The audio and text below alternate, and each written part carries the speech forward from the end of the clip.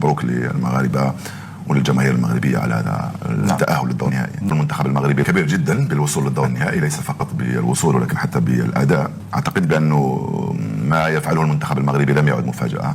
قبل المونديال لو قلت لي المنتخب المغربي يوصل للدور النهائي نقول لك لا، لكن بعد ما شفنا المباريات لحد الآن أعتقد بأنه تأهل مستحق. على حد لعب شوية دور كبير جدا لأنه كان مستحوذ وكان مسيطر، بيختار أن يبقى في الخلف ويلعب على قدراته. هذا شيء طبيعي لأنه المباريات مثل هذه تلعبها من أجل أن تفوز بها، لا تلعبها من أجل أن تمتع الجماهير. أما بالنسبة لخيارات المدرب فتبقى خيارات، طبعا هو عنده حساباته، عنده أسباب. خيارات هي هكذا بالنسبة للمدرب. أنا لم أسمعه ماذا قال بعد نهاية المباراة، ولكن أعتقد بأنه تأهل مستحق. صفحة في طاجي سلمتي دابا، ما بقاش المغرب راه ما كيستاهلش، ولا ربح البرازيل وربح اسبانيا راه بالغش وبالتحكيم وبالسياسة وبالقوالب وبالسحر، ما بقاش داكشي. توقع خسارة المغرب أمام الأرجنتين لأقل من 20 سنة. تذكروا كلامي جيدا، المغرب سيخسر بهزيمة ثقيلة. الأرجنتين منتخب قوي وسيفوز بنهائي كأس العالم لأقل من 20 سنة. Oh my God! واو! ديما نتوما الكراغلة كتوقعوا الخسارة بالمنتخب، ما كتوقعوش نتوما الرباح ولا تعادل ولا ماتش صعيب ولكن ممكن ينتصروا. ديما هاد الحقد اللي فيكم عامي لكم العينين، ولكن حنا بجهد الله ان شاء الله والقتالية ديال اللاعبين ديالنا ومن وراهم الشعب المغربي غادي يربحوا ان شاء الله وغادي نجيبوا الكاس للمغرب. المغرب تنجم تعمل دوي فينال؟ لا ما عادش نجم. عليه؟ المغرب ما عادش نجم. اي عليه ما يصيرش. على خاطر الماتشات الاخرانيه اللي ريناهم. لا ما تحكمش عليه. لا بخلاف.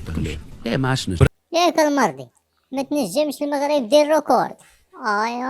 حتى هادشي تتوما وتبعتوا الكراغله وليتو كراغيله. رايك حسب ما تعرف مجدي ما بين الاردن المغرب تونس مصر الجزائر السعوديه والمنتخب القطري. اوكي منتخب المغرب عمل انجاز كبير في المونديال الماضي، لكن ميسالش حسب ما قاعد تتابع هكا في تقدم كبير بالنسبه للمنتخبات العربيه. شكون مثلا المنتخب اللي فيه ثقه كبيره انه قادر يحدث مفاجاه في المونديال الجاي؟ يلا دوي دابا قول لنا شكون اللي ممكن يدير المفاجاه في هذا المونديال دابا. يلا دوي. الأقرب باش يكون المنتخب المغربي هو مرشح الأول بالنسبة لي. لأنه هذا منتخب اكسبيريمونتي توا عمل تجربة باهية برشا في آخر كوب دو موند.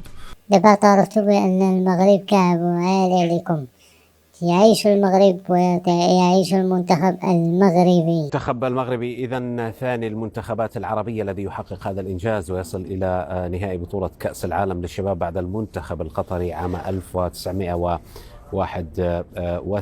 لكنه في ذلك الوقت لم يتمكن من تحقيق اللقب. لعل المغرب هذه المرة تتمكن من اقتناص اللقب. أهلا. أكيد نطمح بفوز المنتخب المغربي للشباب لأقل من 20 سنة بالظفر بكأس العالم، ليكون كل من العالم العربي وكذا الإفريقي سعيد بهذا التتويج الاستثنائي إن شاء الله. تمنياتنا للمنتخب المغربي بالفوز اليوم إن شاء الله، وقلوبنا دائما معه وأبدا. مشوار مملوء بالفتوحات. شايل سيف يضرب يمين يسار.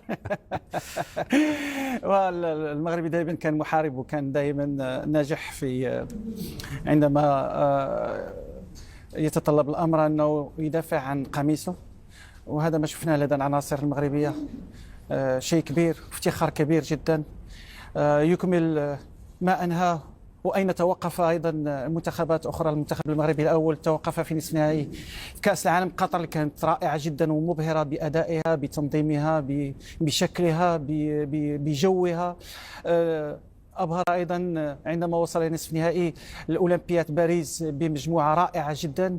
واليوم المنتخب هذا منتخب الشباب الرائع جدا. هل ممكن نسميه بأشبال الأطلس؟ لا هذا أسود، لأن صراحة عندما رأينا كيف تغلب على كل الخصوم بالطريقة بالأداء بالشخصية بالكاريزما بالروح بالقتالية بالانضباط، كل هذه الأشياء فهي مزايا يعني نمتاز بهم المنتخب المغربي للشباب لكي يصل إلى النقطة النهائية وهو النهائي أمام الأرجنتين. صحيح عندما كلما رأينا المنتخب المغربي يواجه خصما نقول هذه مباراة فخ. واجه المنتخب الإسباني تفوق عليه، واجه المنتخب البرازيلي تفوق عليه أيضا. صحيح المنتخب عندما واجه المنتخب المكسيكي فهو لعب بالصف الثاني، وكانت هناك أيضا نية من الناخب الوطني أنه يعطي وهبي الذي أشيد به كثيرا لما قدمه، لأنه أيضا كان بطل هو والجهاز الفني والجهاز الطبي في هذه البطولة. أظن بأن كانت مباراة المكسيك كانت شيئا ما تحصيل حاصل، وانهزم فيها المنتخب المغربي، لكن بعد ذلك فاز على كوريا، ثم فاز على فريق المنتخب الأمريكي اللي انتصر في مباريات ما قبل دوري المجموعات على المنتخب الفرنسي ب3 أهداف ل0. المباراة الأصعب كانت في برنارد ديوميد وهو مدرب المنتخب الفرنسي قام بالتغييرات في الشوط الثاني، دخل لاعبين كأنك ترى ديمبيلي في اليمين وديمبيلي في اليسار. إمكانيات كبيرة لدى المنتخب الفرنسي، ولكن المنتخب المغربي عرف كيف يتعامل مع هذا المنتخب، صحح بعض الأخطاء، وصراحة إمكانيات وتأقلم كبير وترشيد المجهودات، وخصوصا لاعبين رائعين. شوف كثير ما تكلم وسمعت كلام كثير حول أن المنتخب المغربي عندما لعب في كأس العالم 22 الكل يقول بأن كل هذا اللاعبين فهم منتوج أوروبي ومنتوج دائما من برا والمغرب يستفيد، لكن لا، المغرب منذ تقريبا 2010 2006 منذ 2006 و2007 بدأ بإنشاء مدارس وأكاديميات. سنتحدث الناس من 2006 وما كينشأوا في الأكاديميات، كيوجدوا الوليدات باش يطلعوا، كيوجدوا الوليدات وكيكونوهم باش يلقاوهم في بحال هاد المحافل الدولية، في حين أنكم ما درتو نتوما حتى شي حاجة، وبغيتو نتوما توصلوا للمغرب، والمغرب بزاف عليكم وما غاديش تقدروا عليه. ويعيش الشعب ويعيش المغرب ويحيى الملك. فرحة الشارع المغربي برأيك اليوم بوصول المنتخب المغربي إلى المباراة النهائية، هل توازي فرحته بوصول المنتخب الأول لنصف نهائي مونديال 2022 أم يعني المسألة تبدو بعيدة نوعا ما؟ لا شيء يوازي ذلك الإنجاز. مساء الخير جهاد، ربما انقطع الخط لكن على كل حال سمعت جزءا من السؤال. مساء الخير لك وللكابتن عزيز. أعتقد بأن الفرحة الكبرى كانت في مونديال قطر بالوصول إلى نصف النهائي وإنهاء هذه البطولة في المركز الرابع. هذا الإنجاز في قطر رفع من سقف الطموحات، ربما غير من مفهوم الإنجاز. الجماهير الآن لا تحتفل مثلا بالتأهل والوصول إلى نهائيات كأس العالم، بل تحتفل خلال البطولة بإنجازات خلال البطولة، بالمنافسة على الألقاب، بالوصول مثلا إلى نهائي كأس العالم للشباب. الجماهير بالأمس خرجت للاحتفال بكل عفوية في مشهد يبرز بأن الجماهير بأن هذا الإنجاز يحتفى به وطنيا بصرف النظر عن الفئة العمرية. الجماهير المغربية تلتف حول قميص المنتخب بمختلف الفئات العمرية، وتثق في إمكانية هذا الجيل بالضبط في كتيبة محمد وهبي في تحقيق هذا اللقب. الجماهير راضية عن الأداء، راضية عن المستوى، وتابعت مسار المنتخب المغربي الذي قدم أوراق اعتماده كمرشح للظفر باللقب منذ دور المجموعات، أن تنتصر على بطل أوروبا إسبانيا، أن تنتصر على البرازيل بطلة كوبا أمريكا، ثم كوريا الجنوبية، الولايات المتحدة الأمريكية أقوى خط هجوم، كذلك الاستماتة أمام فرنسا وهذه القتالية الكبيرة. هنالك مؤشرات إيجابية بأن هذا الجيل قادر على تحقيق هذا اللقب، ولن تكون مفاجأة إذا انتصر المغرب على منتخب الأرجنتين. هذا الجيل يستحق أن يكون بطلا للعالم في هذه الفئة. طيب، بالحديث عن محمد وهبي، وهذا الرجل يجب أن يعطى حقه في الوقت اللي مسيرته ترافقت بالكثير من العواصف والأمور السلبية، كان يعرف هدفه تماما، أصر على آرائه في كثير من الأحيان حتى وصل إلى ما وصل إليه اليوم مع المنتخب المغربي. أظن يحسب أيضا للجامعة الملكية المغربية كرة القدم أنه الإبقاء عليه، أنه الثقة، تجديد الثقة في هذا المدرب اللي وصل نهائي كأس أفريقيا وخسروه في النهائي أمام جنوب أفريقيا. أظن بأنه نضج كثير هو والمجموعة أيضا، لأنه هذه المجموعة المتكاملة والمتجانسة، وهذه التوليفة أضاف عليها بعض اللاعبين، رحل بعض اللاعبين، لكن الروح لا زالت كانت موجودة. ولكن أظن بأن ارتكب بعض الأخطاء في كأس أفريقيا صحيح، ولكن أنا بالنسبة لي ليست أخطاء، هذه عادي بالنسبة لمدرب كرة القدم، مش ممكن أنه يرى كل شيء. احنا لذلك فالانتقادات أخذها إيجابية، وهذا خسارة النهائي أحيانا لا تعني إخفاق. برافو عليك. لذلك أنا لا أسمي إخفاق، لكن فقط أنه كانت ينقص شيء، أو الإرهاق، أو تلك الروح، أو بعض الأشياء اللي كانت تنقص، ولكن ليس بفشل، فهو في حد ذاته. فأظن بأنه نجاح كبير واستمرارية كبيرة. شفنا أن المشروع قائم، لأن اللاعبين حافظين أدوارهم داخل رقعة الملعب. عندما أعطيك المغرب وسط مجموعة فيها إسبانيا والمكسيك والبرازيل، أين سوف يعني في أي مركز سوف تحط المغرب؟ كل المحللين سوف يقول سوف يكون المغرب على أقصى درجة في المركز الثالث، صحيح ولا لا؟ صحيح. لكن المغرب تصدر.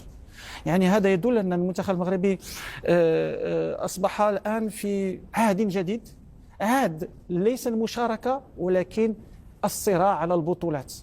وهذا مهم جدا، لا في المنتخبات النسوية ولا المنتخبات الفوتسال يعني كرة القدم الصالات، لا المنتخبات الفئات الصغرية، كل المنتخبات، وخصوصا على صعيد المنتخبات، كل المنتخبات تذهب لكي تفوز باللقب، وهذا شيء يعني جديد. ما يحدث الآن في المغرب ظاهرة حقيقة تستحق تسليط الضوء عليها. أهلا بعودتكم من جديد. تواصل كرة القدم المغربية تألقها، حيث بلغ المنتخب المغربي تحت 20 عاما نهائي كأس العالم للمرة الأولى في تاريخه، وذلك بعد فوزه على فرنسا بركلات الترجيح 5-4 عقب تعادلهما بهدف لمثله. تألق حارس مرمى المنتخب المغربي وهو الحارس الثالث عبد الحكيم مصباحي كان مفتاح الفوز في ركلات الترجيح، فيما يسعى أشبال الأطلس لإحراز اللقب أمام المنتخب الأرجنتيني العتيد والعريق في المسابقة، والذي تفوق على كولومبيا بهدف دون مقابل. تقام المباراة النهائية يوم الاثنين المقبل 19 من تشرين أول على ملعب سانتياغو الوطني في تشيلي. نعم، أقصى فرنسا من السيمي فاينل.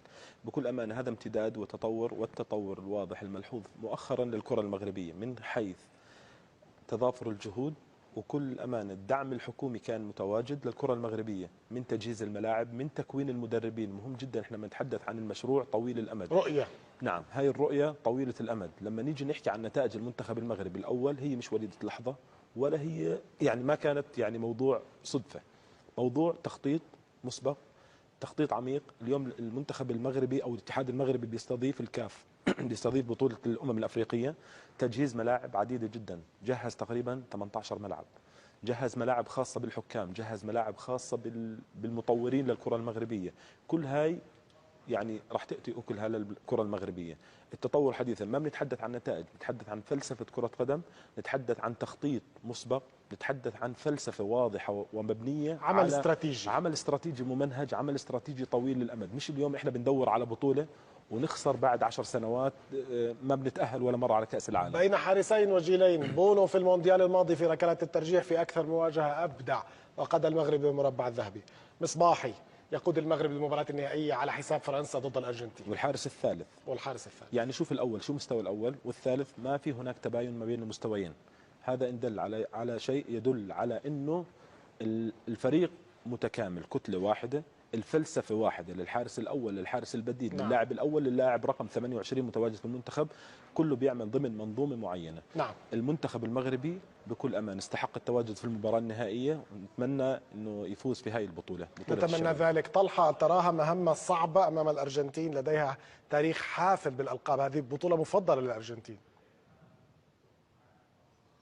نعم صحيح، هي من البطولات المفضلة للمنتخب الأرجنتيني. ومع إذا نظرنا إلى المنتخب المغربي والمنتخب الأرجنتيني وضيف معهم كمان المنتخب الإسباني على مستوى قارة أوروبا، بتشعر أنه يعني هذه الأكاديميات وهذه المنتخبات، هذه البلدان خلينا نحكي، بتقدم لكرة القدم، معطاء لكرة القدم، بتقدم مستويات على جميع الفئات، على جميع الفئات العمرية. وهذا إن دل على شيء يدل على عمل كبير وجهد جبار جدا تقوم فيه هذه الاتحادات مع منتخباتها. ومن هنا معا احنا حتى الان يعني اذا ربطنا الموضوع بمنتخبنا الوطني الاردني، هذه دروس وعبر من اين يتم نشأة كرة القدم. الكابتن خالد سعد معك اليوم، هو مدرب منتخب الناشئين. يعني انتم هنا المستقبل بصراحه. الاهتمام بهذه الفئات العمريه بالناشئين، هذا الشيء اللي من الممكن يخرج لنا اجيال ذهبيه ان شاء الله على يد الكباتن والكابتن خالد سعد. يعني كابتن خالد، ماذا ترد على طلحه ب 30 ثانيه؟